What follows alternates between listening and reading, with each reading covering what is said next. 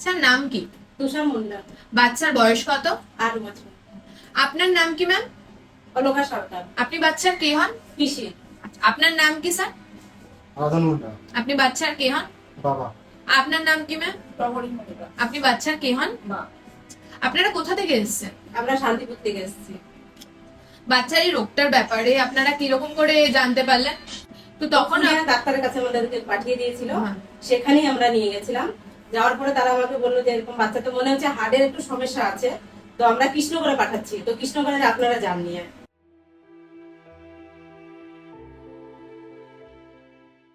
তো আপনারা যখন জানতে পারলেন বাচ্চার এই রোগের ব্যাপারে, তখন আপনাদের কিরকম মনে হচ্ছিল? এই যে আমাদের হার্টের তখন- সমস্যা আছে, যে ফুটো আছে। হ্যাঁ, তখন তো আমাদের তো মনে হচ্ছিল যে আমাদের সেই সময় যদি অপারেশনটা করতাম তাহলে আজকে হয়তো বাচ্চাটা সুস্থ হয়ে যেত। তখন মানে আমাদের ধরো মাকে জন খেটে খায়, আমাদের সেরকম তো টাকা ইনকাম নেই। তা আমাদের কাছে যদি কিছু টাকা পয়সা থাকতো আমরা তো তখন অপারেশনটা করতে পারতাম, আমরা সেই কারণে অপারেশনটা করতে পারিনি। একটা মনে একটা খুবই মানে আফসোস হচ্ছিল যে সেই মধ্যে যদি করে নিতাম তাহলে তো, তখন শিশু মাধ্যমিক থেকে বলেছিল করে নিতে, তখন তো আমরা করিনি। টাকার মানে একটু টাকার জন্য একটু ভয় ভয় ছিলাম, এই কারণের জন্য।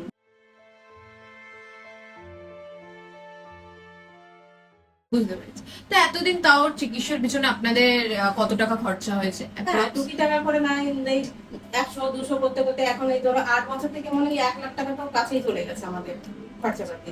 বুঝতে পেরেছি। তো বাচ্চার এখন যে অপারেশন হয়ে গেছে, বাচ্চা কেমন আছে? এখন তো মনে হচ্ছে বাচ্চাটা একটু সুস্থ সুস্থই মনে হচ্ছে।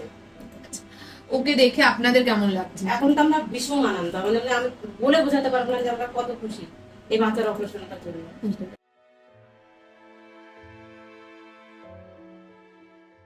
আপনি কি জানেন বাচ্চার এই অপারেশনের খরচ কত টাকা ছিল? 1,40,000।